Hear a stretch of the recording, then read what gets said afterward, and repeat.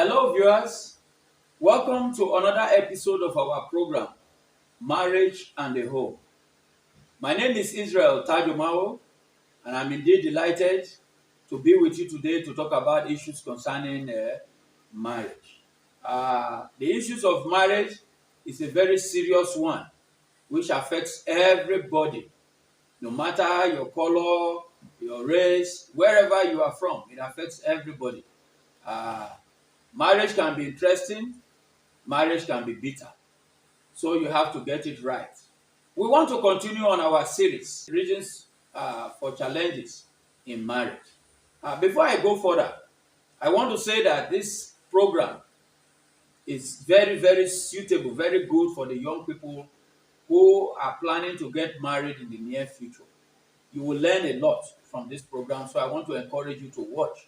Uh, Also, parents, the older ones who are already married, you can watch to gain something from it that you can use to advise the younger ones. So I encourage you to watch. In the past few episodes, we have been talking about reasons for the challenges in marriage. And we said that many marriages have failed or the couples have not gotten it right because there's a problem with the foundation. That means they did not take steps to get it right from the beginning before going into marriage. And we said that there are steps you need to take. These steps that you take should be before the marriage to prepare your mind for the marriage so that when these challenges come, you know how to manage it. And probably you may be able to avoid some of these challenges. We said there are 10 steps that we're going to talk about. So far, we have been able to list about 5 of them. And number 1 is commit your desire to get married into prayers before session. And number 2, we said that you should search for your partner with a careful mind. Number 3, we said spend adequate time with your proposed spouse. Number 4, you need to know each other's medical status. And last week, we treated step number 5, which is prepare your mind for the journey.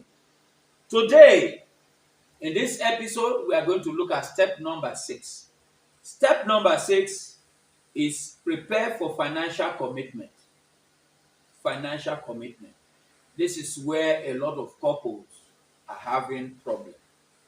Even today, with the situation of the economy, I think it's getting worse. A lot of marriages are failing for reasons of financial challenges. It's not just here, it's all over the world. The problem of finance is all over the world. And that is why one of the things that you need to do is to prepare your mind for this journey of marriage. By preparing yourself for financial commitment, you need to take that step. You need to know what you are getting into so that you are able to manage the situation. I want to start by saying that marriage is a very interesting thing. It can be very lovely, it can be beautiful, it can be fun. You know, in my own experience, marriage has been exciting all the way. What I will say before my wedding, I will still say in my marriage that it has been exciting all the way. I have a wonderful family, beautiful wife, beautiful children, and they all make me happy. I've not allowed anything to tear my marriage apart. I want to say that I've also had my own fair share of financial challenges, but we've always found a way around it. So we want to also help you. What are the steps you want to take? You know, if you're married, you want your marriage to be successful. Because as sweet as the marriage can be, it can also turn sour. So prepare your mind. Let's go on this journey. Now, I want to say here that marriage, whether you like it or not, is going to cost you money. You are going to spend money. And that is why you need to prepare. You spend money for the wedding, you also spend money in the marriage. So it's going to involve some expenses.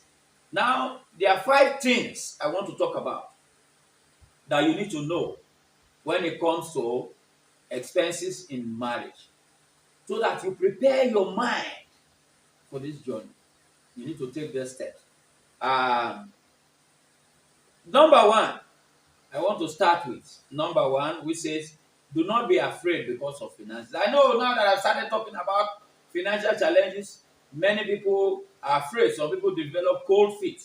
Say, am I sure I want to go into this marriage? And the fact remains that so many people are not married today because of finances. But let's take a closer look at it and see if I can help you to change your mind. I say number one, do not be afraid because of finances. Don't be afraid. Okay? There is a general saying which goes thus: there is nothing in this world that is worth having that comes easy. Nothing comes easy. If it is something that is worth having, it doesn't come easy. You need to have that at the back of your mind. Again, I say marriage is indeed worth having. So, you need to prepare your mind for it. Look at the beautiful family. Look at the excitement. Look at the joy in their face. That is how marriage is supposed to be. If everything goes fine, that is how it's supposed to be. Look at it. Is it truly not beautiful? Is it not worth having? See how happy they are. You can make your marriage like that as well. So I go to point number two. You need to have a job.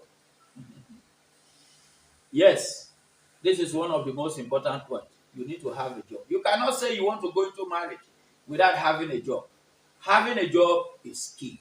It's a big criteria. No matter how little. I'm not saying you should be very rich, but at least have a steady income that can help you to manage your expenditure. Because there are twofold expenses that you expect to have in your marriage.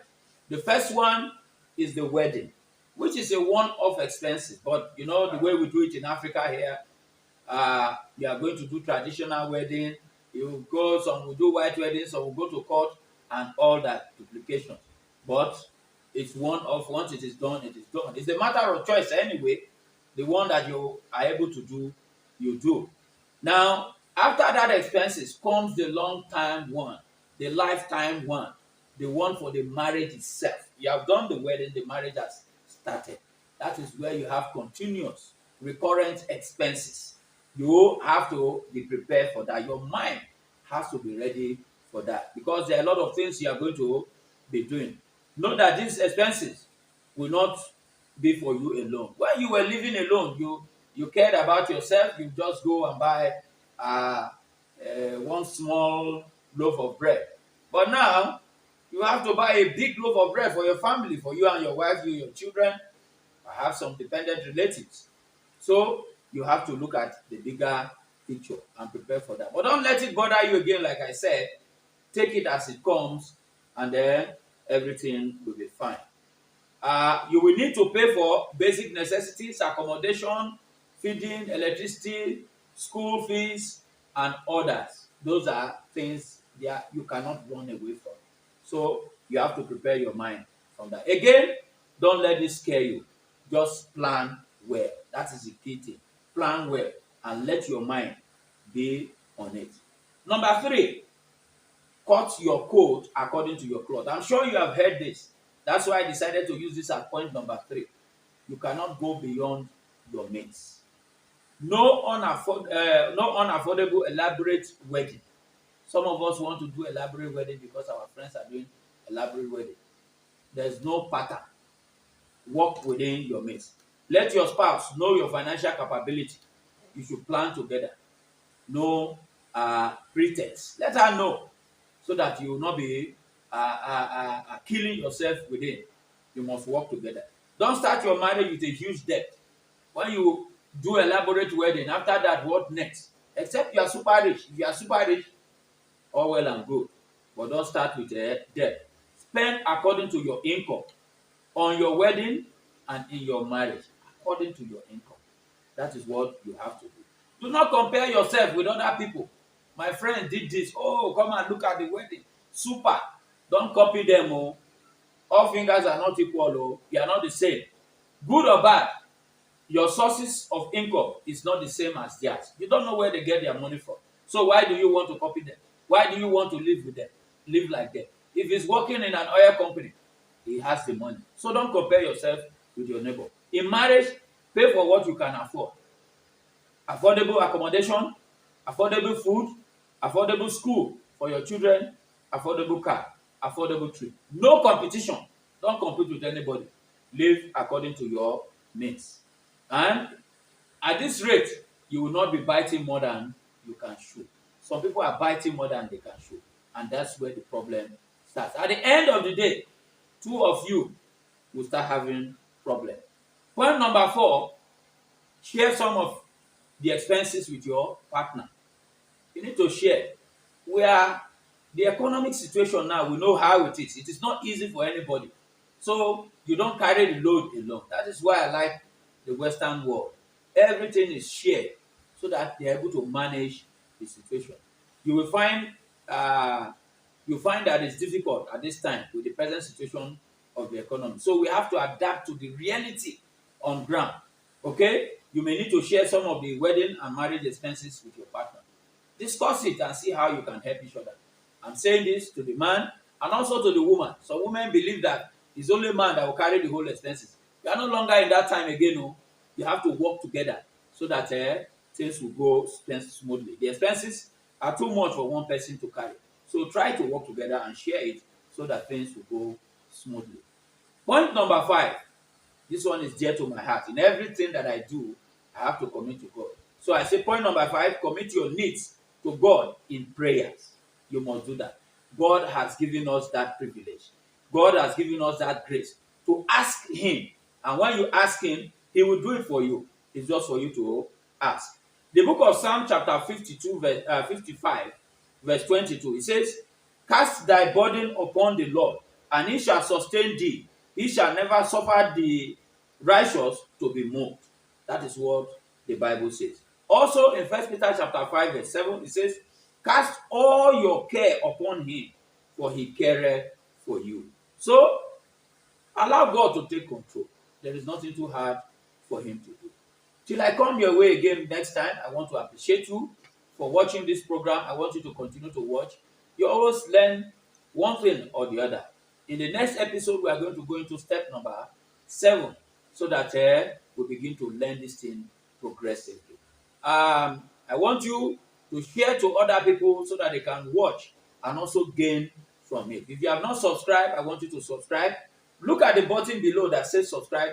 Hit that button and subscribe so that you can be receiving notifications. Till I come your way again next time, I'm happy you are watching. Thank you and bye.